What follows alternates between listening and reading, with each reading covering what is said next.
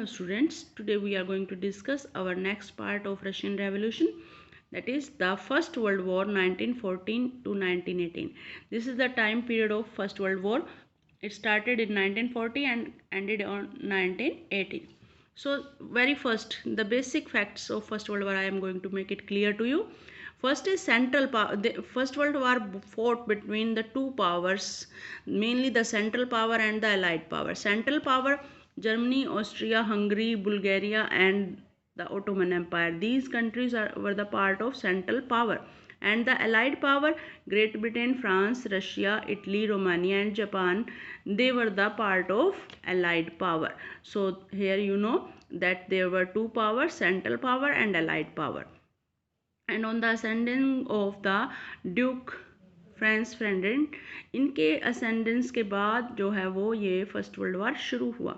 First world war जो है वो हमारा रशिया का उसमें इन्वॉल्वमेंट क्या रहा, हमारा मेन मोटिव इस लेसन में जानने का ये है that Russia took participate in the first world war and in this Russia the war was initially popular. शुरुआत में वॉर बड़ा ही लोगों द्वारा बड़ा पसंद किया गया. पसंद मतलब पॉपुलर मीन्स प्रसिद्ध, मीन्स बढ़ चढ़ कर लोगों ने भाग लिया. बड़ा एंथुजियाज्म था लोगों के अंदर. दे रैलिड अराउंड द जार. जार के चारों तरफ इकट्ठा हो गए, मतलब सपोर्ट करने के लिए जार को. They came out and they want to support.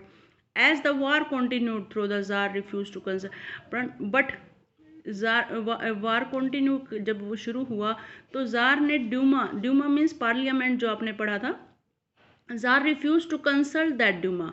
उसने युद्ध से के बारे में ड्यूमा से परामर्श करने की कोई भी जो है वो ज़रूरत नहीं समझी. And support in this way and people were dissatisfied and after that anti German sentiments run high. परंतु फिर भी एंटी जर्मन सेंटिमेंट्स लोगों के बहुत ज़्यादा बढ़ते जा रहे थे. Means they were against the people of Russia were against the Germans and their sentiments were so high. So here is a proof of that the St. Petersburg, the name of a industrial zone, as you have done this before, that Saint Petersburg का नाम जो था एक German name पर था, जिसका नाम बदल कर क्या कर दिया गया, Petrograd. This was a very important question. This was a very important question for 1 marks. So and एक तो जार के खिलाफ लोग इस बात से नाराज थे कि he do not consulted with Duma. And second thing for the distrust over the tsar, that was the tsarina Alexander German region. And तो कि जो अलेक्जेंडर तजारियन था उसका ओरिजिन जो है वो कहाँ से था, जर्मन से था. और उसका एक एडवाइज़र था जो मोंक था, एक जो है वो भिक्षुक था, रेस्पुतिन, जो कि कहाँ से बिलोंग करता था, ही बिलोंग टू जर्मन. तो पीपल वर डिससेटिस्फाई कि we are fighting against the German and our king taking support advice by a German monk, that is Rasputin. So this was made autocracy unpopular. People were happy in the starting. They were supporting Tsar in the starting of the war. But whenever they found that king working against their wish, so that they disliked the Tsar and its autocracy.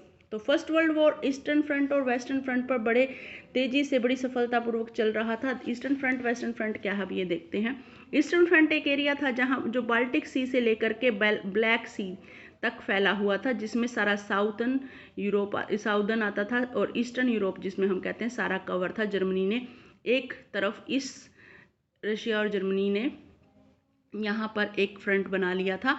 दूसरा था western front, जिसमें German army open the western front by, और दूसरी तरफ German army ने अपना Luxembourg को कब्जा कर बेल्जियम तक जो है वो अपना मिलिट्री कंट्रोल करके एक नया जो है पक्ष एक नया एरिया जो है वो लड़ाई के लिए स्टार्ट कर दिया था. That was western front. तो ईस्टर्न यूरोप का जो हिस्सा था जहाँ से रशिया युद्ध को बढ़ा रहा था, और इधर से दूसरा हिस्सा था जो है लग्जमबर्ग और बेल्जियम का इन्वॉल्व करके मिलिट्री कंट्रोल का, जिसे की तरफ से जर्मन का जो ऑक्यूपाइड एरिया था. तो ईस्टर्न वेस्टर्न फ्रंट पर दो तरफ से युद्ध लड़ा जा रहा था. तो ईस्टर्न फ्रंट और वेस्टर्न फ्रंट पर जो है धीरे सफलताएं मिल रही थी, परंतु क्या था कि कैजुअलिटीज़ बहुत हो रही थी। कैजुअलिटीज़ मतलब मौतें बहुत ज़्यादा हो रही थी, बड़ी लार्ज संख्या में। धीरे धीरे डिफीट होने लगी रशियन आर्मी की। तो क्या था कि इससे बड़ा हताश होने लगे, शोक होने लगे।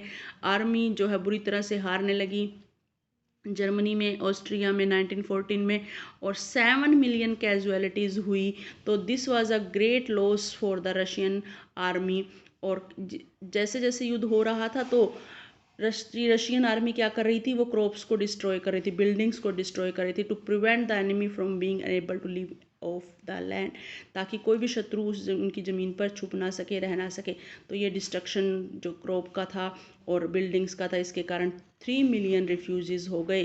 तो 3 मिलियन लोग रिफ्यूज़ी हो गए एंड सिचुएशन जो है वो बहुत ही आउट ऑफ कंट्रोल हो गई। लोग जार के खिलाफ बढ़ गए। सोल्जर्स जो हैं they do not wish to fight such a war, soldiers भी इस युद्ध को लड़ना नहीं चाहते थे।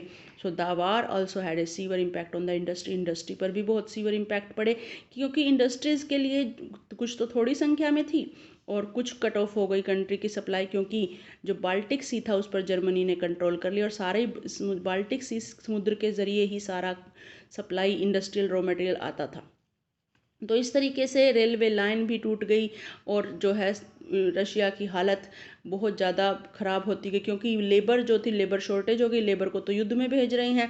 सो that's why slowly and slowly the workshop and the industries they were shut down and the large supplies of grain were sent to the army. और large supply of food grain, सेना को तो लड़ना है, इसके लिए उन्हें भोजन चाहिए, और भोजन कहाँ, अनाज कहाँ जा रहा था, सेना के लिए जा रहा था। तो इसलिए लोग भूखे मरने की, सिविल लोग जो थे उनके लिए बहुत प्रॉब्लम क्रिएट होने लगी।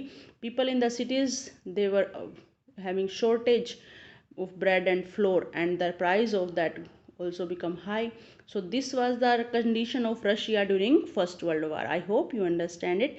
Next we will go on our two part, that was February Revolution and October Revolution. Thank you.